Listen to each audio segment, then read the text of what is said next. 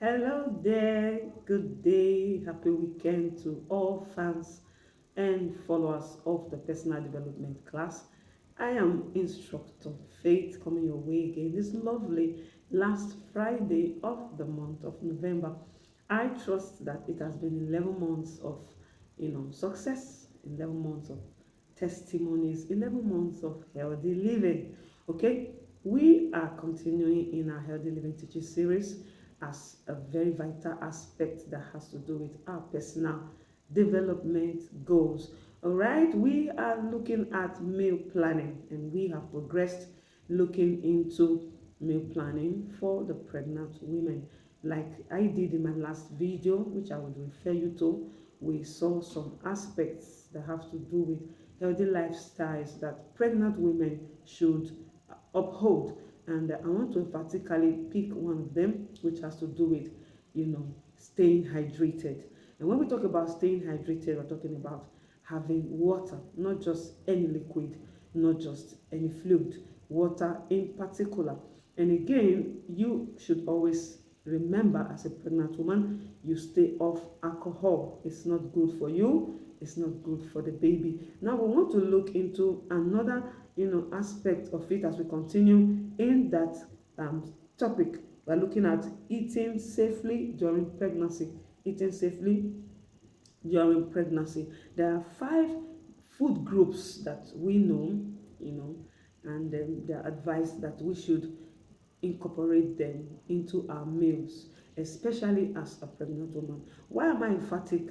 It's because life starts from the womb at the stage of the fetus. And so when a fetus is adequately nourished, then that individual becomes a healthy individual. All right. Then the mother also is safe because when we have issues with poor nutrition, malnutrition at pregnancy and also at the neonatal stage, you see what we have becomes what complications after birth. We want to reduce that because the mortality rate of pregnant women is very alarming, and the World Health Organization is very particular about making sure that it is drastically reduced. Now, in the meal of a pregnant woman, you are to ensure that there are vegetables such as carrots, sweet potatoes, pumpkins, spinach, cooked greens, tomatoes, red sweet peppers. Red sweet peppers are very, very essential for vitamin A and potassium. Remember in our last lesson when we talked about micronutrients, we said that minerals help to, the function of the nervous system. Okay, potassium is one of them, and it aids calcium, in the digestion of calcium. Okay, we are looking at fruits. Fruits also should be a very major part of the meal a pregnant woman should take. And some fruits are honeydew, mangoes. Oh, I love mangoes. When I was pregnant, they were one of my favorite. Mangoes, prunes, bananas. These are common. These are common. Apricots, oranges, grapefruits. Grapefruit is another very good food that is rich in potassium. Potassium is very essential because it aids, the digestion and the absorption of calcium, which helps in the development of healthy teeth and bones.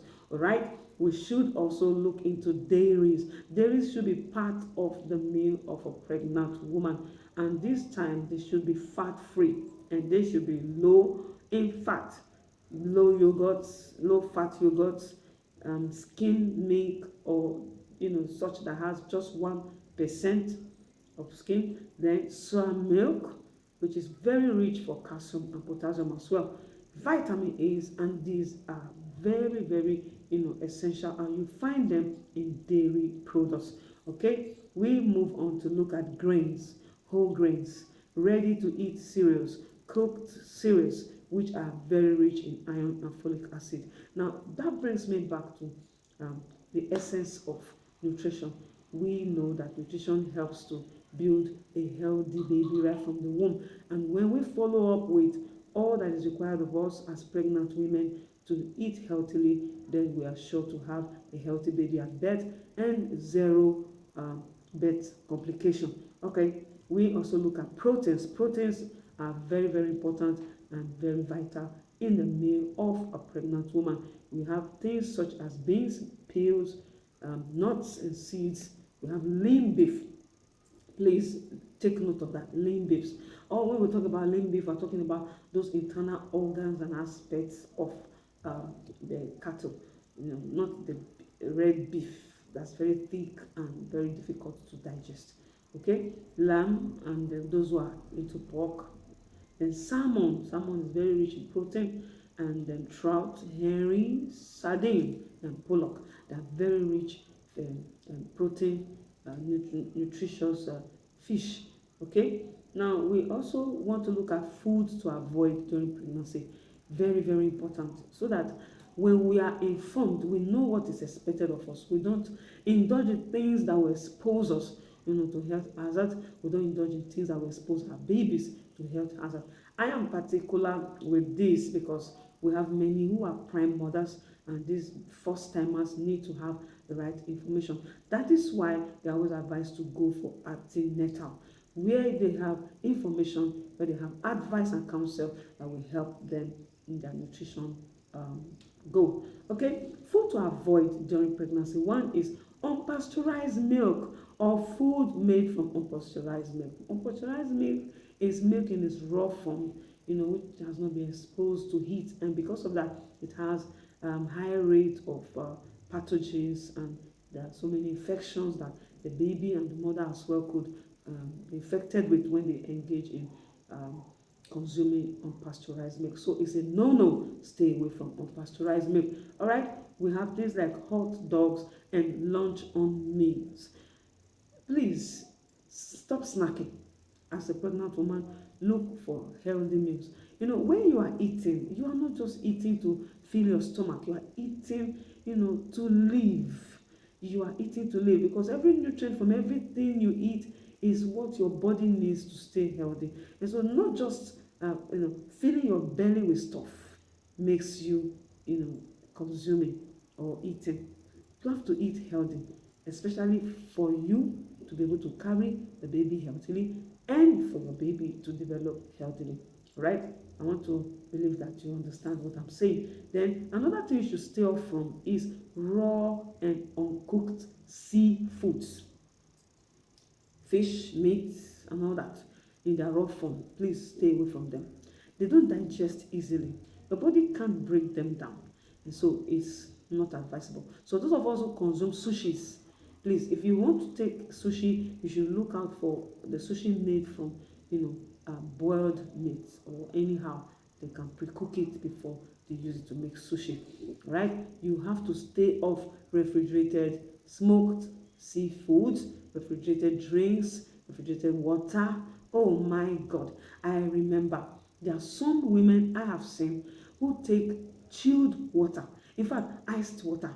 They have it readily, because during pregnancy there's this tendency of sweating profusely, and so you see them always going around with this stuff, and they're always taking, sipping and all that. Oh, I'm hot, I want to cool down. Excuse me, lady, please stop it. You have to desist from consumption of refrigerated stuff. It's not healthy for you, neither is it healthy for your baby. You need to take things that have room temperature, please. Fluids, water at room temperature, please. All right. Now let's look at prenatal vitamins and mineral supplements. These are very very important. The prenatal minerals and supplements, they are very very important. Vitamins and mineral supplements that you have to take, during your preparation for pregnancy and while in conception till birth. They are very important. I've seen people say to me, oh, I don't like folic acid, oh, I don't like fesolate, it smells. I was one of them. I don't like smell, because I'm a very sensitive person to smell, and so I pick it from a distance. But I told myself that I'm not doing this just for me, I'm doing it for my babies. And so I had to muster courage and partook of them, and God be so kind, I had my safe deliveries. There was no aftermath defects or complications, and so because I benefited from it, I felt it's something I should share. Encourage, women out there to engage in it. When your midwife or health practitioner gives you these drugs, It's not just to engage you, it's to make sure of your health and that of your baby.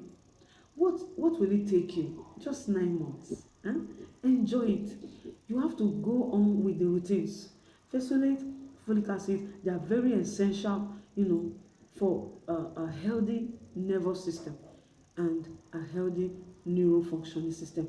As the baby is developing, the brains, the neural system and all, you need to have these minerals readily available in your system, and you are able to transfer them to the baby through the bloodstream. And so when it is lacking, when there's any form of deficiency, then it becomes a great problem. We have a case, such as having neural tube defects. When there is a lack of these vital minerals and vitamins, they have cases known as neural defects, and you don't want to experience that. Neural defects lead to very degrees of paralysis, incontinence, and sometimes intellectual disabilities. Now, when a case of neural defect comes up, it's such a case that during the first 28 days of conception, the minerals and the vitamins should be available to help develop the fetus. Now, when it is lacking, or when they are lacking during this period, you are not aware, you are pregnant, especially at the first 28 days, but you taking it before actual conception, your body is already having them stored up. And so when conception sets in, you are now placed on a routine of it, and you continue all the while, all the process, and the need of all these vitamins and minerals are met by the body and that of your baby. And so you see that you don't expose yourself or your baby to threats of neural tube defects. Okay. Now, it's expected also that, as recommended for women of childbearing age, that 0.4 milligram each day should be consumed of folic acid. Yes, 0.4 milligram each day. If you are within the birth age range, well, if you are done with childbirth, well, you may want to desist from consuming that. But if you are still within childbirth, daily take 0.4 milligram of folic acid. It will get your body, fortified, and you have the sufficient nutrient of vitamins and minerals needed for a healthy developing baby in your womb. Now, we can source folic acid from food items such as green leafy vegetables, berries, nuts, citrus fruits, and fortified breakfast series, as well as vitamin supplements. Now, when it comes to supplements, don't just buy anyone from the streets or just from the shop or the pharmacy shop, and you just start consuming. No, you have to know the dietary needs that your body has, and so you consult the advice of a dietitian or a doctor, so that you know which of the nutrients you are to boost. That's the essence of vitamin supplements. It's not just to consume and be overindulging. Right? Now, many schools of thought advise that prenatal supplements before or shortly and after conception helps to make sure that all nutrients needed are met. And so that is the advice, that you should make sure all the nutrients needed are met in your body. So we have looked at what you are to take, we have looked at what you should avoid. We have also seen the importance of vitamins and mineral supplements, especially folic acid. And we have seen the importance of that nutrient, folic acid, that it helps to prevent neural tube defects. And so, as much as every one of us expects you to have a safe delivery, we want to also see a healthy baby. And so, to all our pregnant women out there, I wish you a healthy conception and a safe delivery, and a healthy baby, a healthy you as well. Till we meet in the next class, remember, God loves you. God believes in you. I love you. I believe in you as well. And I want to ask you to love yourself and believe in yourself. Till we meet next time, stay blessed. Bye.